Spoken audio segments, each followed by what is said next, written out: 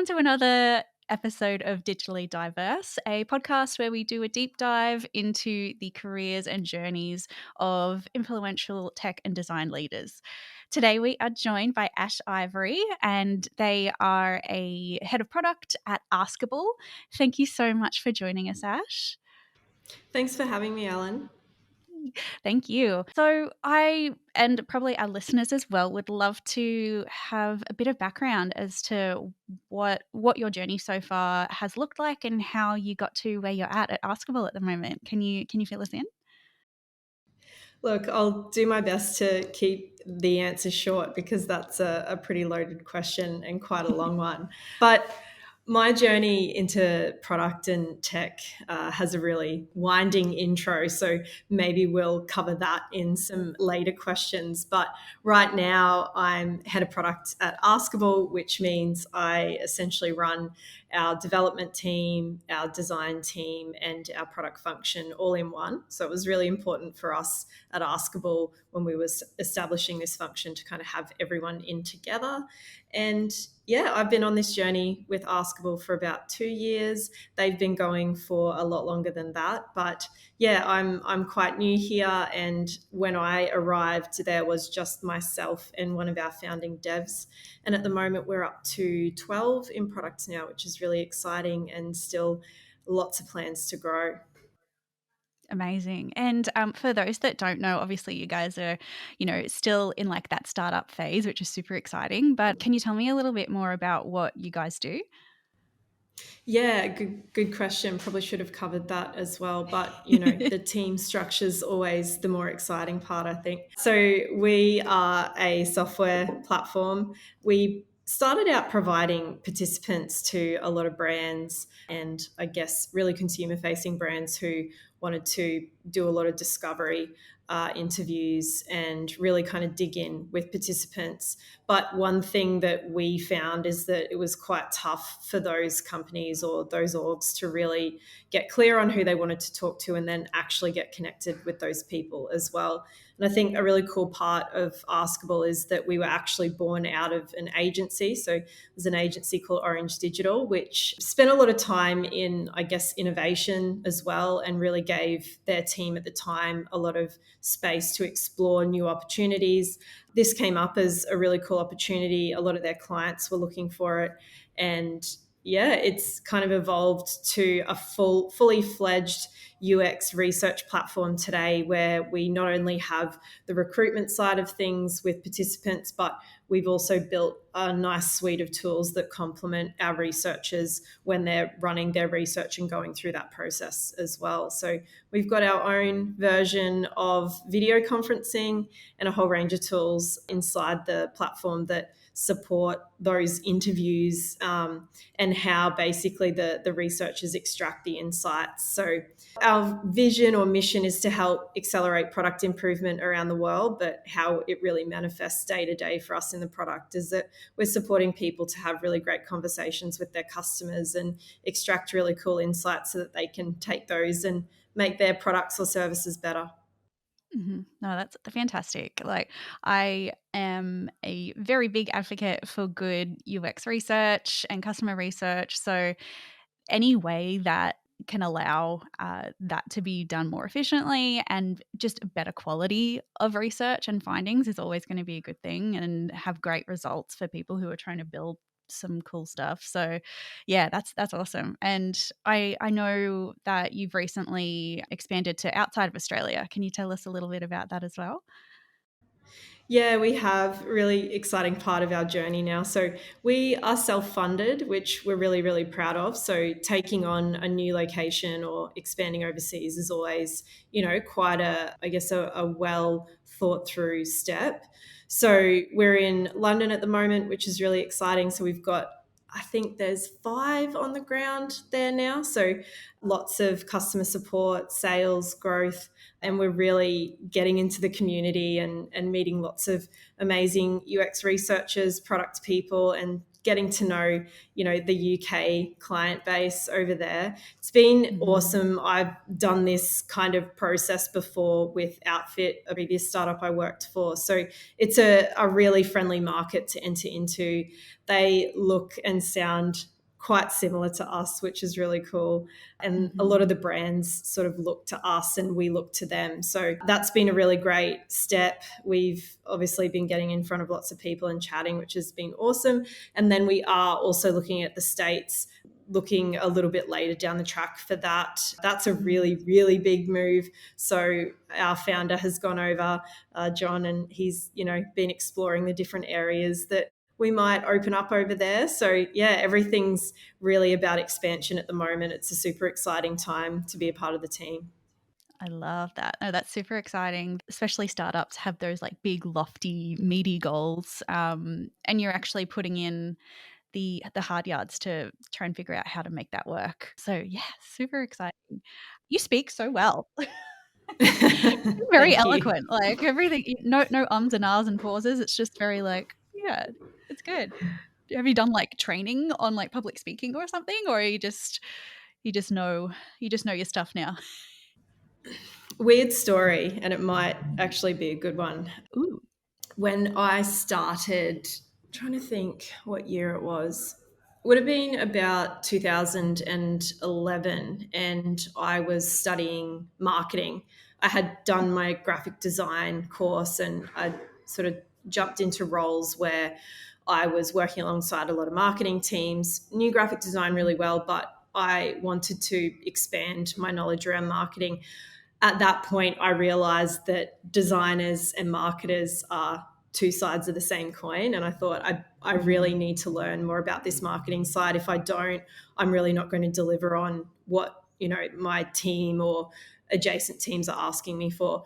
So I went and studied marketing, and my lecturer, her name was Georgia, and she was fantastic. So I'm actually from North Queensland. I was born in a little place called Moranbah. It's a tiny little mining town. And then I grew up in Mission Beach, which is a beautiful place. It's up near Cairns. It's just stunning, really tight-knit, awesome community.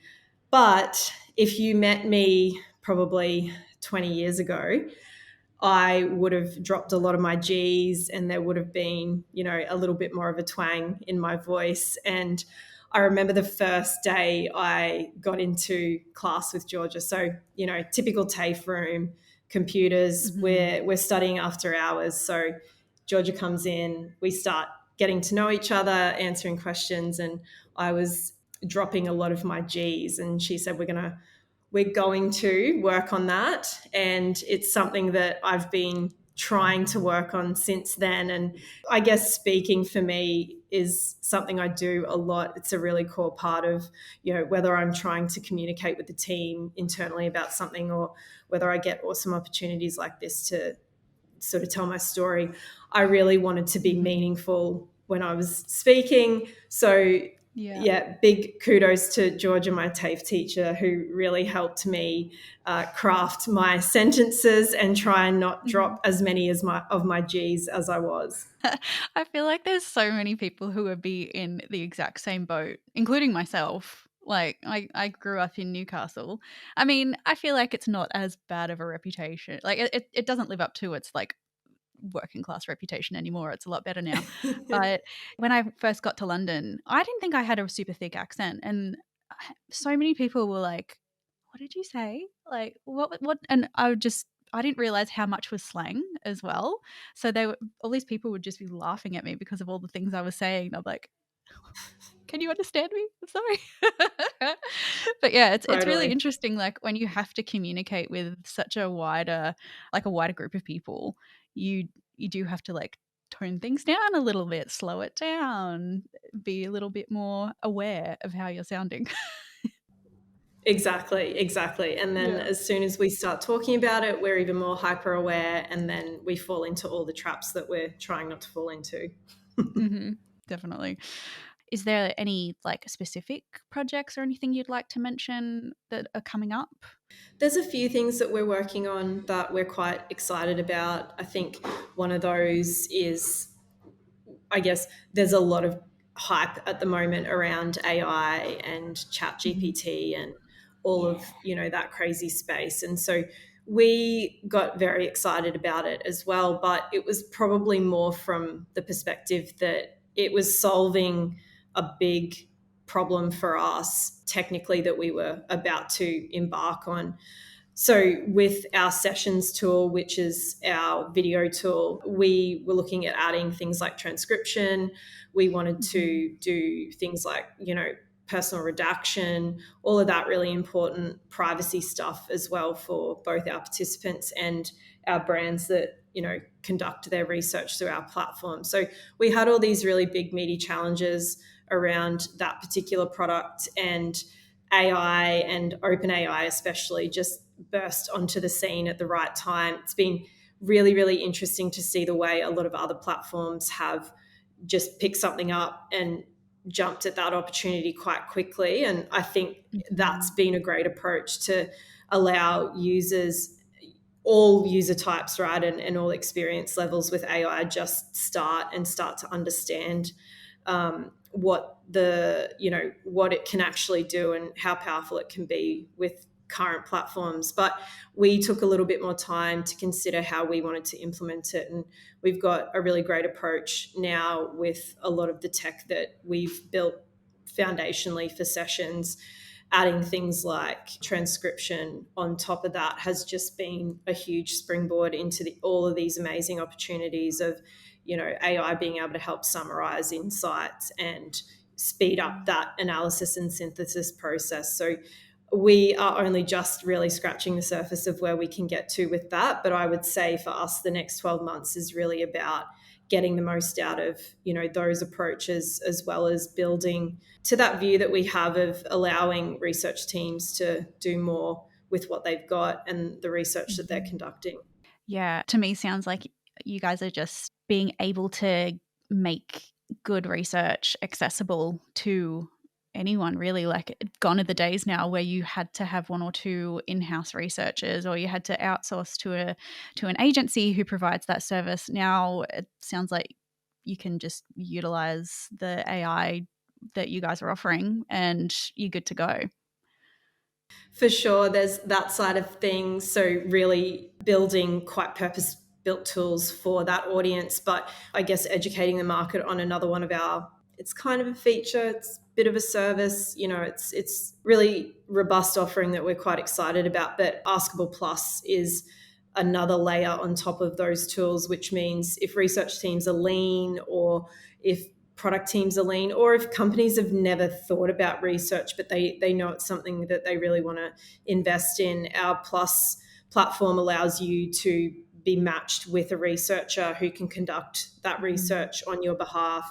You brief them, you guide them, and then they go away, do all the heavy lifting through, our platform, and obviously their experience as well. And then you're able to come back and, connect back in with them. They present the report and the findings, and it's amazing. So there's a Mhm. few, moving parts that we're bringing together, not just with tech, but also really experienced researchers out there who are really Mhm. keen on, changing the way they work a little bit. And it's pretty cool. A lot of our researchers are working with brands that they've always wanted to, and they've got that opportunity to do that now through Plus. Yeah, no, that's great. Because yeah, you're right. There's definitely still some projects and clients who need, that human touch, and I don't think that is ever really gonna go away. But I guess kind of like touching on that, could you tell me a little bit more about like what the culture is like working with you guys? Obviously, you're a small team at the moment, but how do you see that culture as you all grow? It's a really interesting question. When I joined Askable, the size of Askable is about the size that just the product team alone is now. So we've gone Mhm. through a huge growth phase, but we're still not at that really, really significant point where a lot of companies start to feel that their culture breaks down. And so we're in a position where we can really be aware of what potentially could be coming with growth and expansion. It's just one of those things that you can't really avoid. And I think every company is different. You can try to anticipate, different things that may need to change, or listen to others' experience. But ultimately, I think every company has their own path as they grow. But Mm-hmm. for us, culture, it really is one of the things that I picked up on quite early through even my interview process. And I had a slightly different one to what we do today, but such is the growth journey. I think one of the biggest cornerstones of our culture, which is quite talked about at the moment, is we're fully in the office. We don't really do remote work. We have a team of 36 roughly now, and obviously some of those are in London, but the majority are here in Brizzy, and we're all in the office.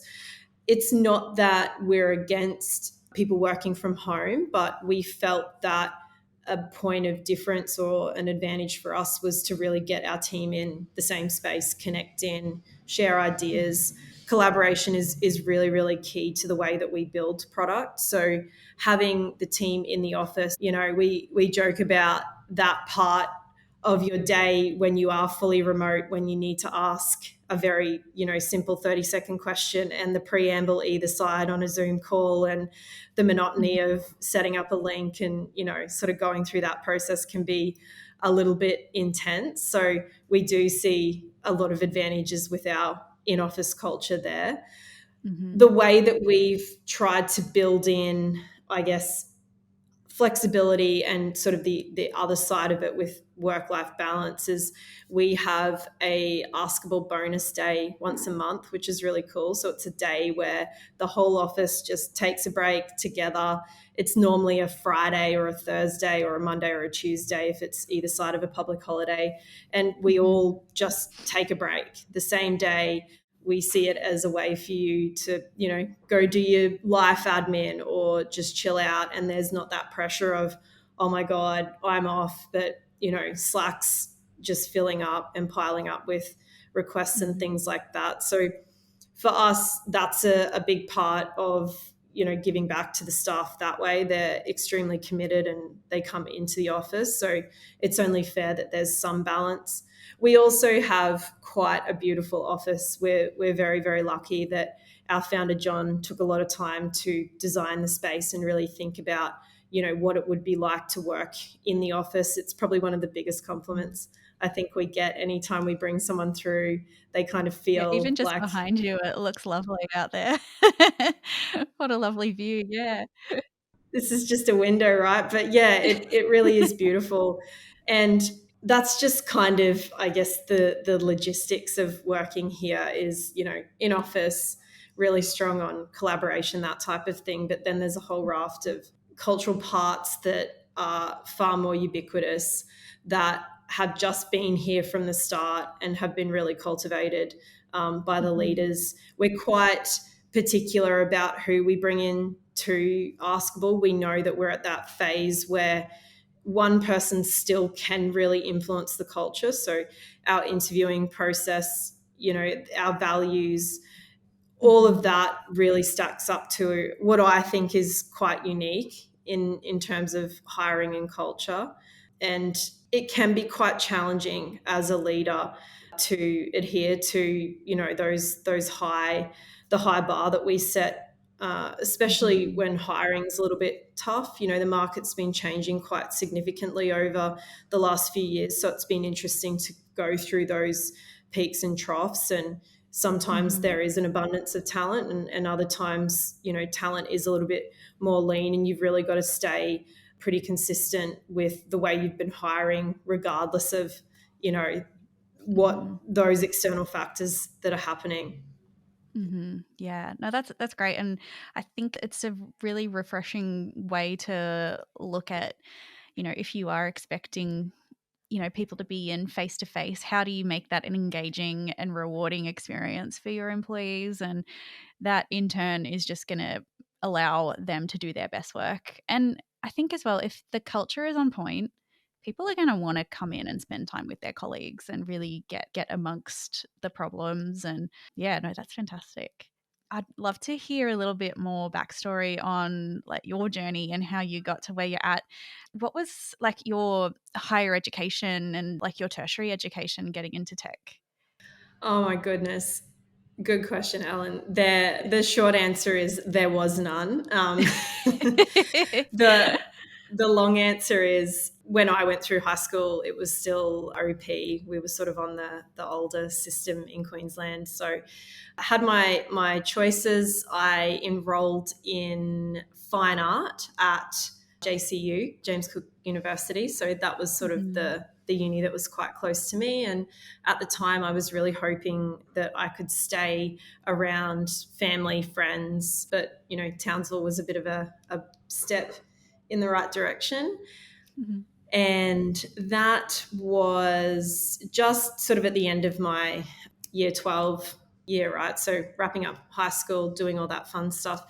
And I, in that little window, found out my mum had lung cancer, and that just kind of completely hit me for six, hit the family for six. And it really, really changed my path quite significantly. So I went and spent obviously a lot of time with mum. She passed away about 6 months after I graduated. So it was a really, really quick diagnosis, but I was really thankful to have the opportunity to, just be able to defer, take stock of where I wanted to go and spend sort of those last few months with mum. And from there, it was then a really interesting journey. I just kind of went back to friends, family. I took the pressure off myself to make a choice, and I just sort of lived, and a lot of time to recuperate, I guess, and just take stock of what was going on and where I wanted to go. And I eventually moved to Brisbane.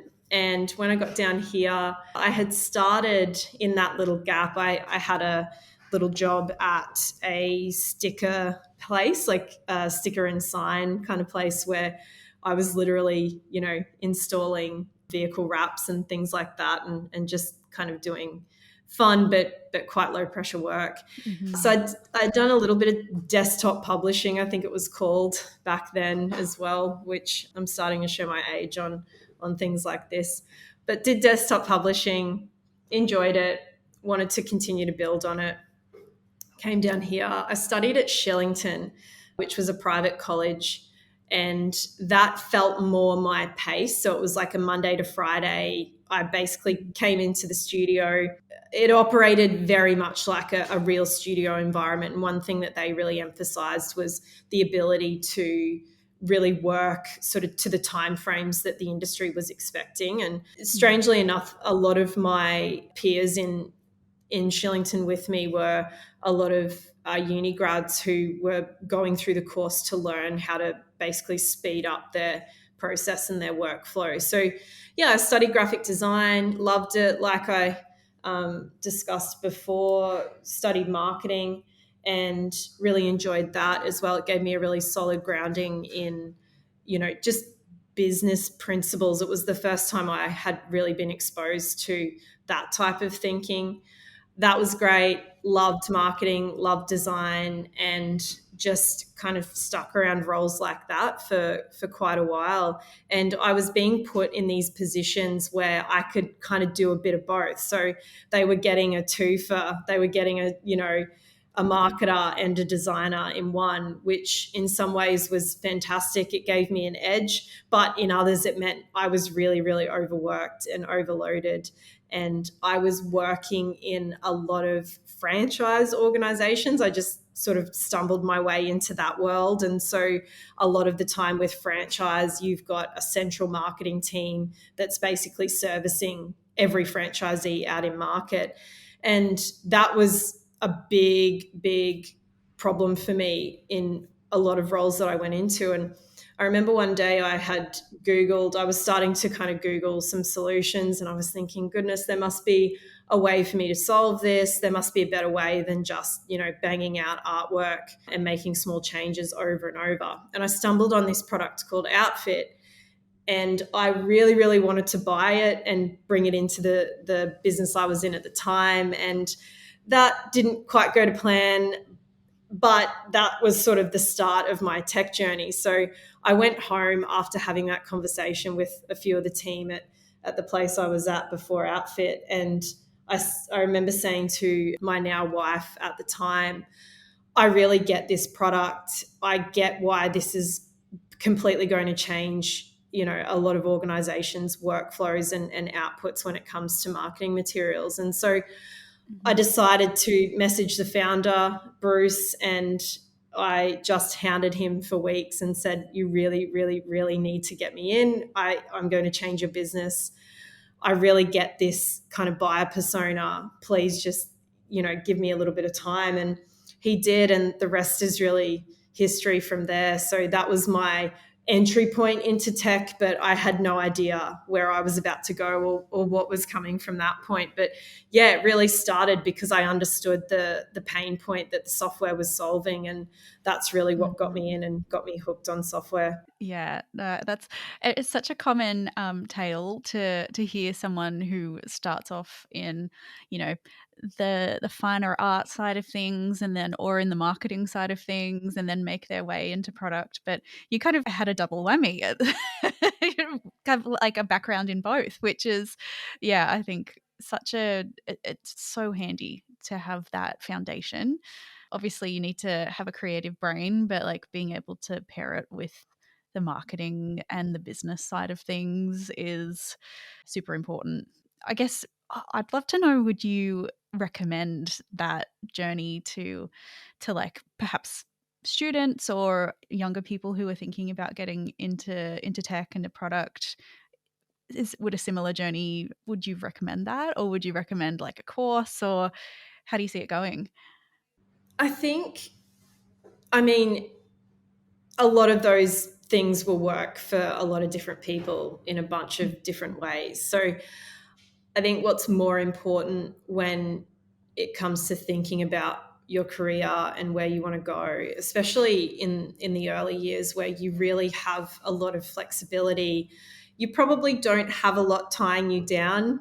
You may not have a house, kids, you may not really, care about where you're living in 12 months as well. So I think using that early stage in your career to explore a lot, to work out what you're passionate about, what areas do you really want to learn more about, Mhm. that you may not be, in a position to do that day to day in your job, sort of investing in those different areas and starting to carve out paths for yourself, I think is more important than thinking about, do I need to study this to get to that, entry level role that will help me ladder up this way.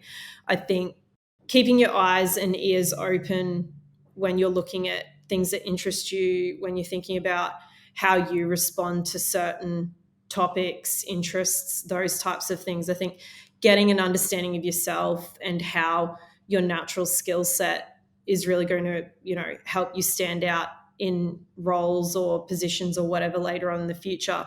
And then working out, okay, what else might I want to add to my skill set and round out? And then being really practical and logical about, am I the type of person that can sit down and study and go through that process, or do I need to learn more through a hands-on, version of that? I think Mhm. understanding that as early as possible is really important, especially because you need to learn, your whole career. So for me, I didn't know it at the time, but I very much found a course that fit the way that I wanted to learn. And I've recently been diagnosed with ADHD, and it's this really strange thing. It's something I've been hearing a lot of these adults. There's something in the water or Mhm. something's going on, and we're all suddenly, we're having these epiphanies of, maybe that's why my report card said, I was a little bit distractible, or, whatever it was. But I'm putting those pieces together now, but in hindsight, looking back at why I may have chosen a shorter course over uni, it's all Mhm. starting to make sense now. But just naturally, I wanted to learn through doing, and so I tried to find courses and materials that were going to really fit with the way I wanted to learn, rather than a whole uni degree. There are Mhm. now, I think, a lot of topics that I would love to go and learn quite deeply at university, but it's certainly not anything to do with my day-to-day. It would just be, a passion project to really sort of dive into. Yeah, a labor of love, so to speak. Totally. Well, yeah, I think that's so important as well, knowing your own, like, learning style because, yeah, you're right. Everyone's different, right? Everyone should have, like, a bit of a preference between, like, a 4-year degree. That's a big undertaking. That's a lot of focus. It's also a lot of money. Like, or you could get in there and do, like, a 8-week intensive general assembly course and be just as well off. So, yeah, I think it's important to figure out what you're actually wanting to get out of whatever you choose to do and how it lines up to how your brain works. I think is super important too. Totally. But I'd love to kind of just hear, it sounds like you've got lots of passion about product and helping users and helping companies understand users and customers. But like what else lights you up and motivates you to be doing what you're doing at Askable at the moment? It's a really good question. I realized quite early in my career, whether that was, really early on when I was designing, or whether it's, more recently where I'm sort of helping build the team here and also helping a lot of the emerging leaders at Askable as well. People are this part of, I guess, my thinking, my interests that really drive a lot of my choices. And with Askable, there is this completely different approach to, I guess, the way that people communicate, the way that we speak quite openly about our goals, accountability, and all of those, I guess, core values around what makes us us. And that really aligned with me. And for me, that is the other part of the whole equation. Obviously I love design, I love, elegant, beautiful solutions, but ultimately people are the other side of all of that. And so helping the team really develop their own skill sets, hit their goals, whether that's career orientated or whether it's, personal as well. For me, people are the really, really key part of why I get out of bed. And one of my big mantras, I guess, is I need to be building a team that is way smarter and way better than me. And if I'm doing that, and if I feel like, that's the general, I guess, consensus of myself as a leader and what's going on around me, then I'm really doing my job. So yeah, Mhm. people nurturing and supporting, really having, I guess, that servant leadership mentality is a really part of what makes my day awesome. Yeah. Oh, that's fantastic to know that like those values are not only going to take you from like just your day-to-day life, but like in your work life as well. I would like to hear if have you had any speed bumps during your journey and like how have they shaped how your career's turned out?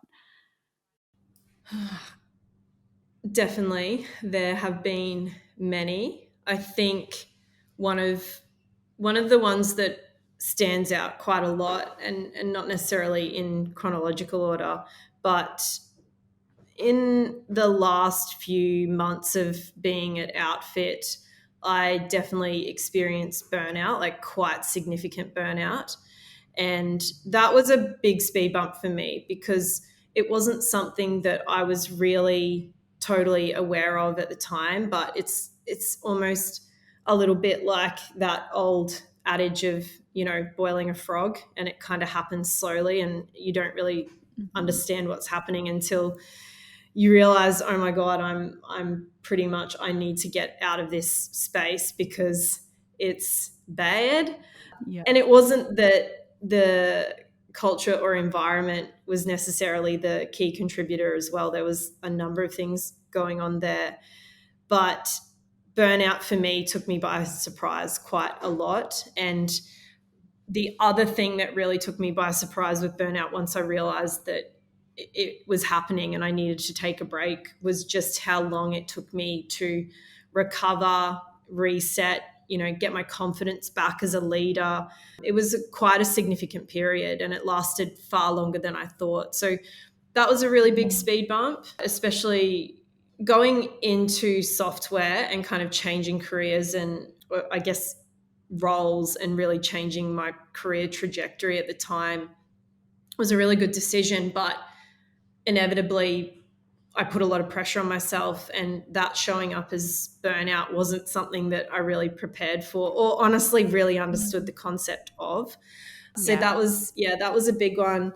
I think another potential speed bump maybe, or just something that I didn't realize I was going to have to deal with as often as I have, is probably around gender, and how I show up in the workplace, and that sort of tolerance piece, and knowing how to navigate that, and starting to form my own opinions on it and stances on it has been quite interesting as well. And I'd probably say that is a constant speed bump along the way all the time. It never goes away, but that's just another one of those facts of life, facts of, who I am and how I sort of show up at work that's been pretty ongoing. Other than that, I probably haven't had any other big, significant things in my career that I would say is, anything really worth calling out at this point, other than, mum passing away quite young. That was a little bit of a life speed bump, but in saying that, it's not directly related to my role or professional life. But yeah, they're that's the short list of speed bumps. The main ones. Yeah. And that's really interesting that you called out burnout. It's something that, I really like asking that question to people who come on for a chat, because everyone has speed bumps, and you can't really gloss over the fact anymore, because everyone's got something going on. And I think the more that we highlight that and normalize it, it's better for everyone. And burnout comes up so often, and even with people outside of tech, or at any job, you can get burnout. How did it turn out for you? Like, was there any like major symptoms, or were you just like ready to tap out one day? It's a good question. I think so. I'm absolutely a realist. I'm not someone that sugarcoats things, but I like to have a healthy balance of, the reality of the situation, and then also, okay, what are we going to do about it? How are we just going to kind of set our mind to it, or what's in our control that we can, influence and, I guess, move a situation forward with. For me, when I started really struggling to see the next step or get motivated to solve problems that in the past I would have run at, or been quite energized by, I could feel that I didn't have the resilience to get up and kind of go again when, you sort of go through a bit of a stumble, or, there's challenges everywhere every day, and those are small and big. And I think when I was not able to get up again and solve problems, or, even chase opportunities that were put in front of me, that's when I knew something was up. I became quite sort of withdrawn. I knew that there were key meetings that I really loved to go to that I just was quite apathetic towards. So I think for me, it really kind of showed up in that withdrawal. And people know me. They know that I'm quite open.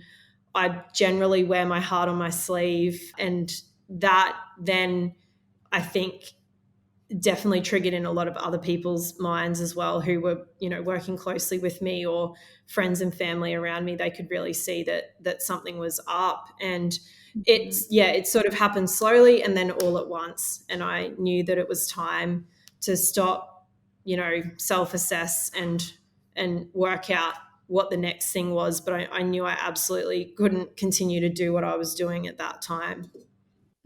Yeah, and to have that that moment of realization is sometimes like quite scary. I know for me that whenever I start to feel a little bit that way, the denial creeps in. I'm like, no, just keep going. It's fine. Everything's fine.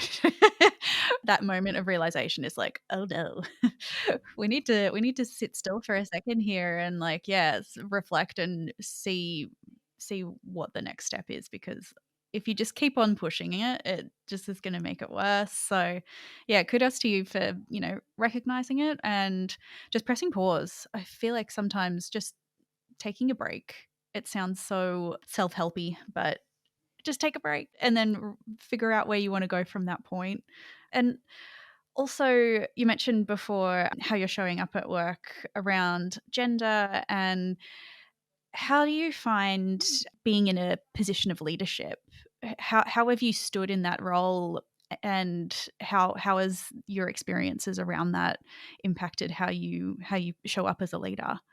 It's over my career, I think it's been quite wide and varied. So Mhm. very early on, like I came out when I was about 13, so I was quite young. I think Mhm. it was definitely no surprise to a lot of people around me, but in my mind, it was like the biggest announcement that I'd ever made, and no one Mhm. knew. And it's actually quite crazy how many people knew and they were fine, and I was just so in my head about it. But yeah, at the time, I didn't really have language around this. And it's something that I talk to my wife about quite regularly now as well. So I have two stepkids. Jen had Charlotte and Aiden in a previous marriage, and they are growing up in a completely different world to what I grew up in, and so Mhm. that for me is kind of where my foundation started with identity and gender and sexuality. And I was quite ashamed for many, many years. When I started, getting into the workforce, it was something that I certainly kept at home. They were pretty, casual roles when you're young and you're working out, how to make some money. But I definitely kept my relationships and my sexuality, behind closed doors. I felt that that's what I needed to do. Growing up in a small town didn't it didn't impact me in a negative way. It was quite good. We had a really close knit community. I had a lot of really great teachers around me that supported me that way. But it almost forced me into this frame of mind where I thought I'm never going to have that community or that safety around me again. So I should really kind of keep this stuff, close to my chest. And Mhm. because the community was so safe, when I would kind of, when we would go on school trips or I would go places with my family, if we traveled to visit family or friends, I really noticed the difference at that age. And that, I think, set me up to be quite hesitant early on. And everything quite early in my career reinforced a lot of those negative experiences. I think I one of my first jobs out of sort of study. So once I'd finished my graphic design and I was moving into my first position, we had to wear uniform, and it was a very gendered uniform. The women wore skirts, the men wore pants, and it just absolutely just eroded my self-confidence, my, sense of self. And I Mhm. struggled a lot because I couldn't get the courage up to speak to, my manager or our CEO about how I actually wanted to represent myself. And it was quite a learning curve over the years to work out how to speak up and have that voice in my head saying it's important that the people around you, and where you work wholeheartedly support you, believe in you, back you. And I also, after that sort of early experience with not knowing how to talk about uniforms and things like that, I had a good run in terms of most workplaces were okay, but I entered one that I didn't understand the full context of the owner and, sort of those values. And I remember in my final interview, one of the team said to me, maybe Ash, just tone down, your relationship and your sexuality. At that point, I was starting to be a little bit more open in interviews. I thought this is a better way to approach it so that they're able to kind of make that judgment. And in a really strange way, it kind of backfired on me because they were aware of, who I was. But yeah, it kind of then forced me into this conversation of, okay, keep that part at home, even though you've acknowledged it and you've been quite open with it. We'd prefer you kind of keep that behind closed doors as well. And that was a big turning point for me when I realized that was something that I'd allowed to happen. I should probably get out, and I never want to sort of be in a workplace like that ever again. And from that moment, I was quite adamant about being out, being open and honest, and not only being open and honest, but being quite vocal about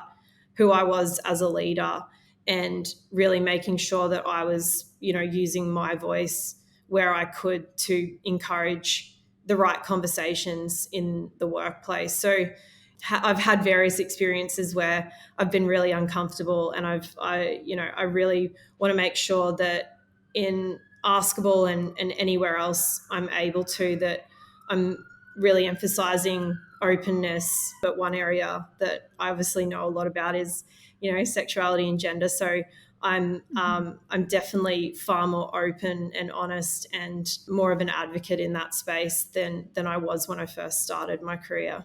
Yeah, what an amazing evolution of how you show up and your views on it. It's really inspiring, honestly, because in a time where, like, when I first started in the design space, leadership was just primarily a lot of men. And we're seeing a time now where a lot of designers, especially, it's pretty 50-50 people getting into the industry, which is really great to see. But in leadership positions, it's still quite leaning more towards the male side of things. And to like have that representation of women and people that are gender diverse in leadership roles, and bringing diverse thoughts and perspectives and views into, some pretty influential products, I think is only going to be a good thing. So yeah, thank you for sharing that, because I really appreciate that. For a lot of people, it's, it can be a super touchy subject. So I'm really grateful that you're able to share that. No, I appreciate it, Alan. And it's a good point about, not just myself and my career, but product as well, because, we have this really amazing part of our product where we get to talk about this really tangibly. And that's in things like our demographic filters and, our participants' kind of information. That's a really big part of what our researchers are looking for, because we want to make sure that, diversity is very much at the forefront of what they're thinking about when they're choosing the audience that they want to talk to. And so I guess thankful part of me when we're having those conversations as a product team where, I can all of a sudden see that my pronouns are in, our simple screener questions. And that just completely blows my mind. And it goes back to that, the part of the conversation that I mentioned around, the language that I think young people have today versus what I had. And it's a bit crazy to think when I was growing up, there was no spectrum for gender. It was, you're in the boys line or the girls line, and that's about all there is to it. And so I knew that I didn't fit into just one of those. That, for me, it was how I wanted to express myself, and how I wanted to show up, but I didn't have that language. And so it's really exciting that we're having all these conversations. The kids come home now and they have just so much conversation, and so many initiatives at school, and all of these amazing little, just bits and pieces that the student body does just because they know it's, the right thing to do now. And it just completely blows my mind. And I'm really thankful that I'm in a position now where I can make sure, a lot of that conversation is being fed through into our product in a really tangible way, and people can kind of find themselves, in our screener questions and things like that. It's as simple as that, but it actually goes a really long way, I think, for a lot of people. No, I love that.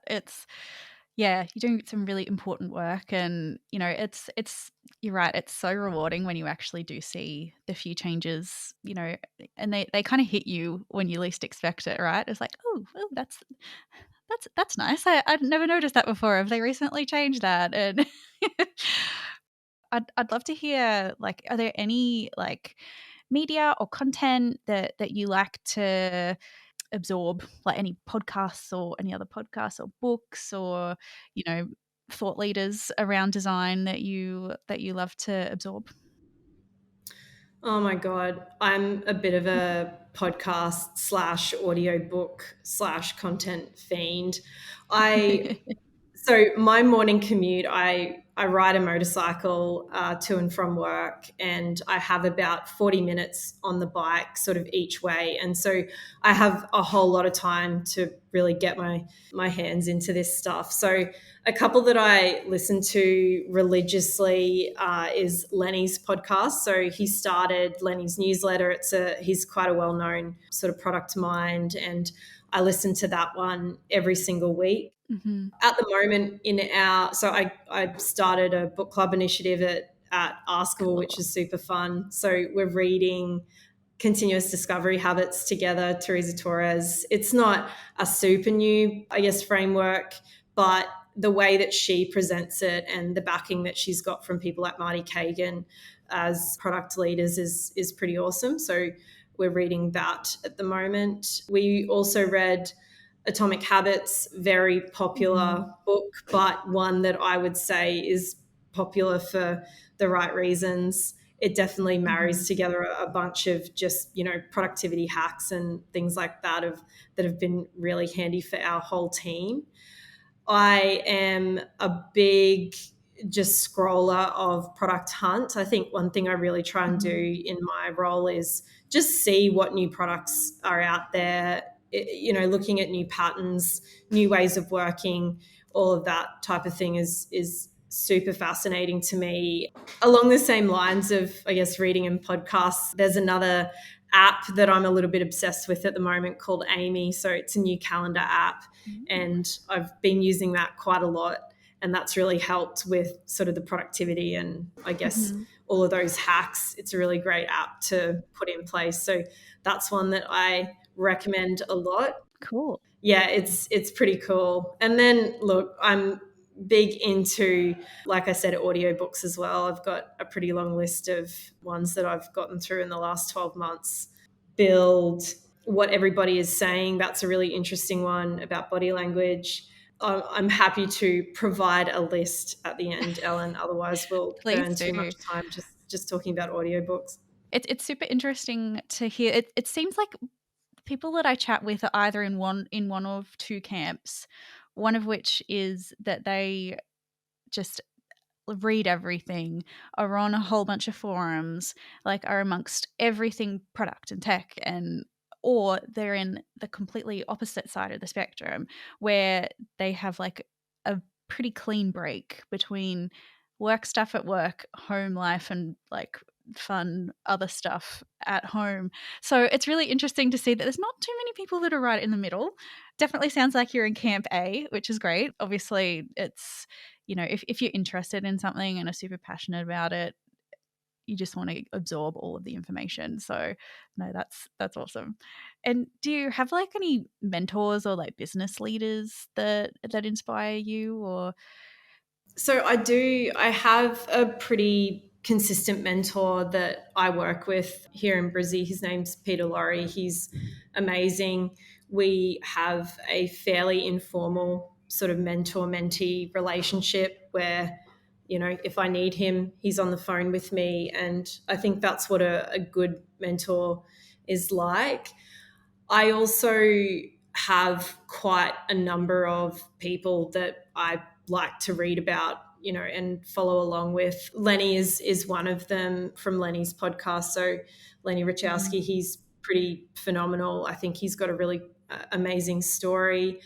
Recently, I've been just doing a lot of reading about Beyonce as well, which is a little bit left of field, but I think there's this really interesting part of people who are quite successful, in their different areas, and I really love just reading about people's journeys and their approaches. And I think, especially with leadership and people who are quite successful at insane level, you can kind of find patterns and trends and try and understand fundamentally, what is it about that person or their approach that has helped them succeed. The music industry is insanely competitive. So if you can sort of have a look at why people have succeeded, or what's manifested in their lives to get them to a point where they've been able to take advantage of opportunities. I'm pretty obsessed with those types of stories. I'm a very proud Taylor Swift fan, and not just for the music. I think she's a brilliant case study on brand and, Mhm. audience engagement, you name it. She's done it. She's a fantastic kind of case study in so many different areas like that as well. So I have a very eclectic, I guess, resource collection, that I like to look at and draw from. So I'm quite lucky on that side, that I have really, I guess, diverse interests. And then, Mhm. really strangely, my other sort of mentor and, I guess, person that I look to is our founder, John. He's incredible. He's a great leader, and not just as a CEO, but also as quite a personal friend. So for me, that relationship is really important as well from a Mhm. mentoring perspective. No, that's great. I think the more diverse, the better, because then you just get a bit of a different flavor from everything, right? So you're able to, yeah, draw on different things from different people and different perspectives. Thank you so much for coming on today. Really enjoyed having a chat. I feel like we could have gone on for a lot longer. But yeah, thank you for sharing your story. Thanks for having me, Ellen. It's been amazing to chat. Thanks.